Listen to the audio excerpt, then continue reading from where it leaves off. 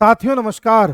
साथियों, बांग्लादेश में जो क्राइसिस हो रहे हैं, जिस प्रकार की स्थिति है, उस पर तमाम तरह के डिस्कशंस हो रहे हैं। हमने भी डिस्कशन किए हैं। जब से वहाँ तख्ता पलट हुआ है, तब से वहाँ आर्थिक स्थिति भी खराब हो गई है। वहाँ के लोगों को अलग अलग समस्याओं का सामना करना पड़ रहा है। वहाँ पर माइनॉरिटीज़ यानी हिंदू हों या बौद्ध हों, उनके ऊपर किस प्रकार से जुल्म किए जा रहे हैं वो भी किसी से छुपा नहीं है।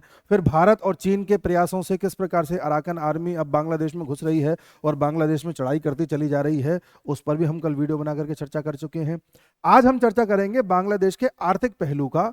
और कई लोगों को जो लग रहा है कि बांग्लादेश की आर्थिक स्थिति अब पूरी तरह से खराब हो चुकी है, बांग्लादेश कभी नहीं उठ पाएगा और भारत अब बांग्लादेश की आर्थिक स्थिति को ऐसा कर देगा कि बिना भारत के तो बांग्लादेश कुछ कर ही नहीं पाएगा। उन सब पहलू पर चर्चा करेंगे कि क्या बांग्लादेश बिना भारत के जिंदा रह सकता है, क्या बांग्लादेश इतना मजबूत है कि दोबारा उठ खड़ा हो, या क्या बांग्लादेश एक खोखला था जो सिर्फ झूठी खबरों के सहारे अपने आप को आर्थिक स्थिति में बेहतर बताता आया था। तो अगर हम इसकी इकोनॉमी की बात करें, बांग्लादेश की जो इकोनॉमिक साइज है वो लगभग $450 बिलियन है। यानी कि भारत का जो साइज है लगभग $4000 बिलियन, उसकी तुलना में तो बहुत कम है। पहला। दूसरा, इनके जो एक्सपोर्ट हैं वो लगभग 70 से 80 बिलियन डॉलर के हैं। भारत के एक्सपोर्ट लगभग 800 बिलियन डॉलर को टच करने वाले हैं, जो कि एक बहुत बड़ा अमाउंट है। बांग्लादेश में एक्सपोर्ट का लगभग 80% जो एक्सपोर्ट होता है वो टेक्सटाइल का होता है, यानी कि कपड़ा उद्योग बांग्लादेश की रीढ़ की हड्डी है। बांग्लादेश ने पिछले 30-40 साल में अपने आप को कपड़े के मामले में जिस प्रकार आगे लाया है वो अद्भुत है। और बांग्लादेश इस समय सप्लाई चेन का हिस्सा है। मैं ये बताने का प्रयास कर रहा हूं, सप्लाई चेन का मतलब होता है कि पूरी दुनिया में किसी एक चीज पर ज्यादातर देश जब निर्भर हो जाते हैं तो कहते हैं कि सप्लाई चेन का हिस्सा है, यानी इस देश को अगर हटा दोगे तो एक इंपैक्ट पड़ सकता है चीजों पर। जैसे सेमीकंडक्टर चिप्स हैं, उसके लिए आपने देखा होगा चाइना हो गया, साउथ कोरिया हो गया, ये सब एक बहुत महत्वपूर्ण भूमिका निभाते हैं। ताइवान हो गया। अगर ये नहीं रहेंगे तो जितनी भी सेमीकंडक्टर से बनने वाली चीजें हैं, चाहे मोबाइल हो, लैपटॉप हो और गैजेट्स हो, ये सब जो है ठप्प पड़ जाएंगे और बहुत मुश्किल हो जाएगा चेन को आगे बढ़ाना या जारी रखना। ऐसा ही है बांग्लादेश के साथ। और बांग्लादेश टेक्सटाइल के मामले में अपने आप को इतना मजबूत कर चुका है कि पूरी दुनिया में बांग्लादेश टेक्सटाइल का एक्सपोर्ट करने के मामले में दूसरे नंबर पर है, पहले पर चाइना है। भारत बहुत पीछे है, लगभग चौथे पर है। अभी भारत का प्रोडक्शन बढ़ा है, वरना भारत का $30 बिलियन से भी कम रहता था। इतनी बुरी स्थिति भारत की है टेक्सटाइल के मामले में। अब सवाल उठता है कि बांग्लादेश टेक्सटाइल में या कपड़ा उद्योग में इतना आगे कैसे निकल गया? क्या भारत के पास कपड़ा बनाने की मशीनें नहीं है, या भारत के पास कलाकार नहीं है, या भारत के पास कच्चा माल नहीं है? भारत के पास कच्चा माल है, हमारे पास जूट भी है, हमारे पास कॉटन भी है, सब कुछ है। लेकिन बांग्लादेश के पास भी जब हमारा बंटवारा हुआ था तो कुछ इस प्रकार से हुआ था कि हमारे भारत का जूट प्रोड्यूसिंग जो एरिया है, जहां पर जूट पैदा होता है, जो नॉर्थ ईस्ट का कुछ क्षेत्र है, हमारे बंगाल का क्षेत्र है और बांग्लादेश का क्षेत्र है, उसमें ज्यादातर क्षेत्र बांग्लादेश के पास चला गया था। फलस्वरूप जूट के मामले में आज भारत चूंकि दुनिया में नंबर 1 है, उसके बाद दूसरे नंबर पर आता है बांग्लादेश। तो पहला तो बांग्लादेश के पास जूट है। और दूसरा, जब बांग्लादेश 1971 में बना था तो उसके बाद बांग्लादेश चूंकि कई सारे सिविल वॉर के बाद बना, कई लोगों का खून बहाया गया, उसके बाद बना, तो स्टार्टिंग में 1971 में जितने भी यूरोपीय देश थे, इन सभी देशों ने बांग्लादेश को एक स्पेशल स्टेटस दिया था कि तुम बहुत प्रताड़नाओं के साथ सिविल वॉर के बाद, मारकाट के बाद बने हो, तुम एक गरीब देश हो, तो हम तुम्हें एक स्पेशल स्टेटस देते हैं। ध्यान से सुनिएगा, 1971 के आसपास यूरोपीय देशों ने बांग्लादेश को स्पेशल स्टेटस ये दिया कि आपके पास कपड़ा बनाने का अच्छा खासा उद्योग है, हुनर है, आपके यहाँ कपड़ा पैदा होता है, तो जितने भी कपड़े हम बाहर से इंपोर्ट कराते हैं अपने यहाँ, यूरोप में जितने भी कपड़े आते हैं, हमने हर किसी पर कैप लगा रखी है कि किसी भी देश से हम $2 बिलियन से ज्यादा का कपड़ा अपने देश में नहीं आने देंगे, यूरोप में नहीं आने देंगे। लेकिन हम तुमको खुली छूट देते हैं कि तुम जितना भेजना चाहो उतना भेजो, कोई लिमिट नहीं है। तो यूरोप ने बांग्लादेश के ऊपर वो लिमिट नहीं लगाई जो बाकी देशों पर लगी हुई थी, इंक्लूडिंग इंडिया। इसलिए बांग्लादेश ने मौके का फायदा उठाया और दे दनादन प्रोडक्शन करना स्टार्ट किया और अपना एक्सपोर्ट बढ़ाया। पहला तो बांग्लादेश खुद भी कर रहा था, दूसरा इस चीज का फायदा उठाया दूसरे देशों ने भी। जैसे मान लीजिए साउथ कोरिया है, अब साउथ कोरिया अपना कपड़ा डायरेक्टली अगर यहां बेचेगा तो एक लिमिट के बाद बेच नहीं पाएगा, तो साउथ कोरिया ने एक चाल करी और चाल करने के तहत अपनी कंपनी लगा दी जाकर के बांग्लादेश में। ऐसे ही वियतनाम ने लगा दी, अलग अलग देशों ने, चाइना ने लगा दी, अन्य देशों ने अपनी कंपनीज ला करके बांग्लादेश में लगाना स्टार्ट कर दी, यूएस ने भी आकर के लगाना स्टार्ट कर दी और यूरोप के देशों ने भी आकर के लगाना स्टार्ट कर दी। कि जब बांग्लादेश में हम कपड़ा बनाएंगे तो ये कपड़ा ये कहलाएगा कि बांग्लादेश से बन के निकला है, तो हम जितना चाहें उतना कपड़ा यहाँ बेच सकते हैं, यूरोप में बेच सकते हैं और बाकी जगहों पे बेच सकते हैं। इसलिए बांग्लादेश में कपड़ा उद्योग ज्यादा से ज्यादा लगते गए, इसलिए डायरेक्ट इन्वेस्टमेंट विदेशों से बांग्लादेश में आता गया। और जितनी भी कंपनी लगी, चाहे लेवाइस की हो, चाहे पीटर इंग्लैंड भारत की हो, ऐसे न जाने कितनी कंपनीज जाकर के बांग्लादेश में सेटअप हो गई और दे दनादन उन्होंने प्रोडक्शन स्टार्ट करा, और वहां से बांग्लादेश को फायदा होना स्टार्ट हुआ। और इस कदर फायदा हुआ कि ये सभी देश अब डायरेक्टली और इनडायरेक्टली बांग्लादेश पर ही निर्भर हो गए टेक्सटाइल के इंपोर्ट के लिए। जी, यहां से बांग्लादेश ने अपनी वो रफ्तार पकड़ी जो रफ्तार उसे आज यहां पर लाके खड़ा करती है, जिसमें वो अपना 80% के आसपास टेक्सटाइल एक्सपोर्ट कर रहा है। अब सवाल ये उठता है कि ठीक है, चलिए बांग्लादेश कर रहा है, लेकिन वर्तमान में जो कंडीशन बांग्लादेश में है, क्या अभी कर पा रहा है, या ये जो छूट इसे मिली हुई है अभी भी मिली हुई है? नहीं।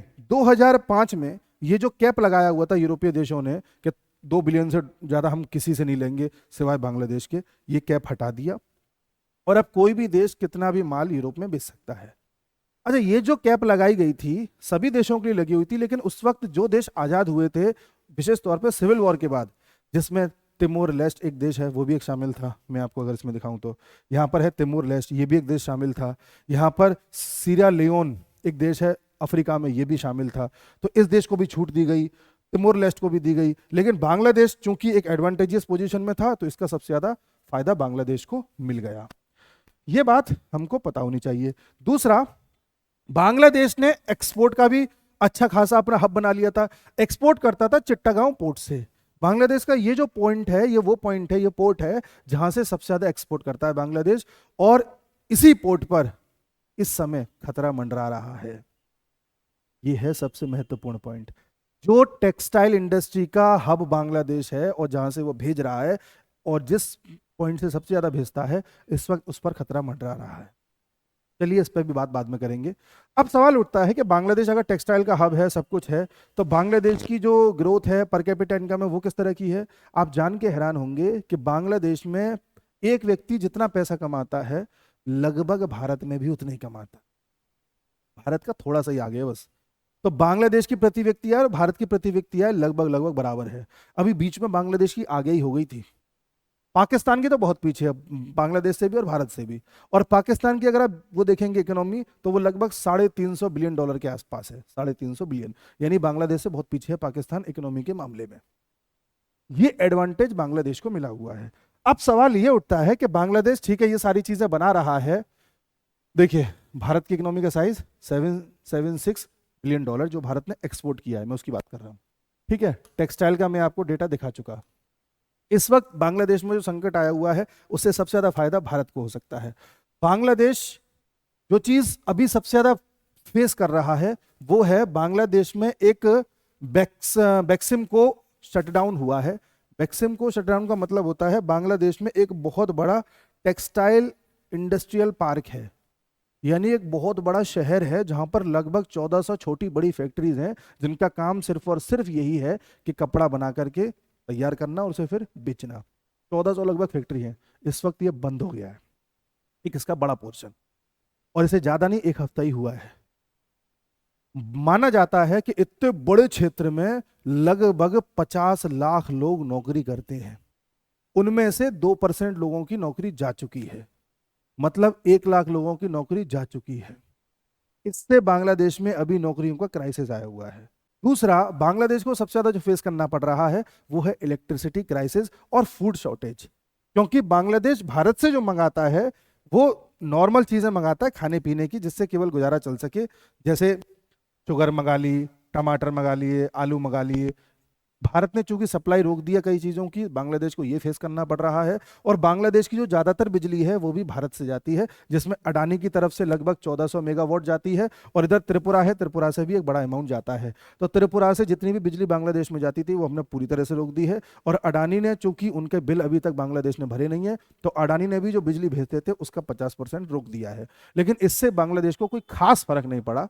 बांग्लादेश को सबसे ज्यादा फर्क जो पड़ा है वो फर्क पड़ा है अपनी मिलें बंद होने का। मिलें बंद इसलिए हो रही हैं क्योंकि पिछले 4 महीने से वहां पर मजदूरों को वेतन ही नहीं मिल पा रहा है इस पूरे अनरेस्ट की वजह से। और यह भी माना गया है कि बांग्लादेश में पिछले 4 महीने में आप ध्यान से सुनिएगा, पिछले 4 महीने में बांग्लादेश में छोटी बड़ी फैक्ट्रियां पूरी मिला दें अगर, तो 25% फैक्ट्रियां हैं जो बंद हो चुकी हैं। ओवरऑल बांग्लादेश का जो टोटल प्रोडक्शन होता था उसमें 10 से 20% की कटौती ऑलरेडी हो चुकी है। और अभी जो एक हफ्ते पहले इनका जो पार्क बंद हुआ है, इससे आगे जाके प्रोडक्शन पे और कितनी फर्क पड़ेगा ये देखने वाली बात होगी। अगर चिट्टागांव पोर्ट जो मैं आपको बता रहा हूं, इस वाले पोर्ट तक अगर पहुंच जाती है आर्मी, अराकन आर्मी, और इस पोर्ट को कब्जा लेती है या इसको कट ऑफ कर देती है, तो बांग्लादेश का जो टोटल प्रोडक्शन और जो एक्सपोर्ट है उस पर 30 से 40% का फर्क पड़ जाएगा। आप समझ रहे हैं? पिछले 4 महीने में 20-25 जो परसेंट फैक्ट्रीज हैं बंद हो चुकी हैं, जिसकी वजह से प्रोडक्शन पर 10 से 20% का फर्क आ चुका है। अभी जो पोर्ट जो पार्क बंद हुआ है उससे भी जो फर्क आएगा वो देखने वाला होगा। साथ में अगर इस पे कब्जा हो जाता है तो बांग्लादेश की जो रीढ़ की हड्डी है वो फंस जाएगी। अब आप ये गणित लगाइए कि इस चीज को कट ऑफ करने में इस समय कौन भूमिका निभा रहा है? Arakan army. और इस अराकन आर्मी को कथित तौर पर, किसी ने खुल के नहीं कहा है, पता लगाया जा रहा है कि एक तो चाइना और भारत की R&AW मदद कर रही है। तो अगर मान लीजिए ये चाइना की या भारत की चाल है, तो कितने सही जगह पे हिट किया है। आप बात समझ गए? अब कुछ लोग ये कहेंगे कि भारत को तो सप्लाई रोक देनी चाहिए कपड़े की, बांग्लादेश बना ही नहीं पाएगा। बांग्लादेश चालाक है, बहुत चालाक है। बांग्लादेश जो भी कच्चा माल मंगाता है, अगर कपड़े बनाने के लिए, कपड़ा बनाने के लिए आपको एक तो कुछ मशीनें चाहिए होंगी और कुछ कपड़े चाहिए होते हैं, जैसे कॉटन मंगा ली, यार्न मंगा लिया, ऐसे अलग अलग, जूट भी मंगाना पड़ता है और भी चीजें हैं।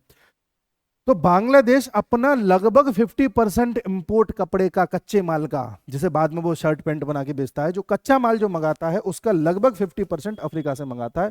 इतना चालाक है। कॉटन तो 50% अफ्रीका से मंगाता है, बाकी भी चीजें हैं लगभग 40-50% अफ्रीका से मंगाता है। भारत से जो मंगाता है वो सिर्फ और सिर्फ 1/3 है, उससे भी कम है। भारत से इतना कम मंगाता है, लगभग 30% के आसपास भारत से मंगाता है। अब लोग कहेंगे कि ठीक है अफ्रीका से मंगाता है, वो तो अभी भी मंगा लेगा, कोई दिक्कत नहीं, तो भारत को 30% रोक देना चाहिए।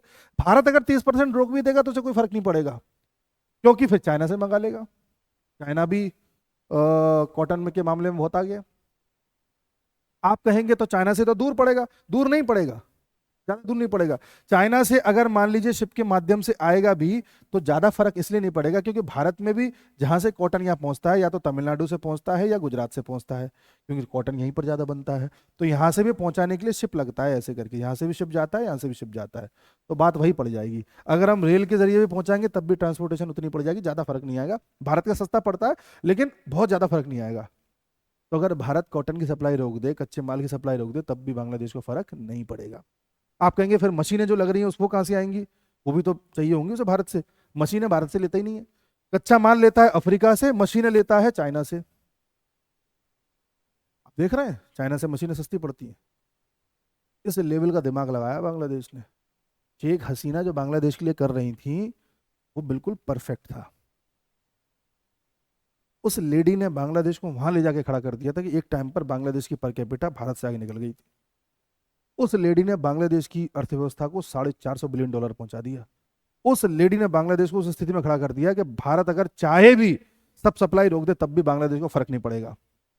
ये सच है कि भारत अगर सारी सप्लाई रोक दे तो बांग्लादेश को कोई फर्क नहीं पड़ना, क्योंकि वो कच्चा माल अफ्रीका से लेता है, मशीनें चाइना से लेता है और बेचता यूरोप में है। भारत की जरूरत ही नहीं है। This is smart Bangladesh. But फंस कहां गया? रूट कॉज में। रूट कॉज क्या है? Radical ideology. इसलिए सोच आदमी को मार देती है। कई ऐसे तथ्य सामने आए हैं जहां से यह पता चला है कि बांग्लादेश जितना भारत से नफरत करता है उतना तो पाकिस्तान के लोग नहीं करते। उसके अंदर रेडिकलिज्म इतना भरा हुआ है जो लंबे समय से शेख हसीना ने दबा रखा था। उसको चिंगारी, उस चिंगारी देने की आवश्यकता थी, उस बारूद को चिंगारी दी, आग लग गई, फट गया। इसीलिए इसीलिए किसी भी देश की आर्थिक विकास में, किसी भी देश की अर्थव्यवस्था में, किसी भी देश की प्रोग्रेस में यह बहुत निर्भर करता है कि उस देश की सांस्कृतिक विरासत कैसी है, उस देश का कल्चर कैसा है। दुनिया में भारत एकमात्र देश ऐसा है जिस पर मुगलों ने 600 साल राज कर लिया, अंग्रेजों ने 200 साल राज कर लिया, फिर भी इस देश में आज बहुसंख्यक हिंदू हैं, यानी सनातनी हैं, जो लगभग 5000 10,000 साल से चले आ रहे हैं। बाकी जिस भी राष्ट्र पर मुगलों ने राज किया या इस्लामिक शासन रहा, तो किसी को 10 साल में कन्वर्ट कर दिया, किसी को 20 साल में कन्वर्ट कर दिया, किसी को 15 साल में कन्वर्ट कर दिया, इजिप्ट को पूरा कन्वर्ट कर दिया, ईरान को पूरा कन्वर्ट कर दिया। ऐसे न जाने कितने देश हैं जो पूरा इस्लामिक कंट्री बदल गए थोड़े बहुत शासन में ही।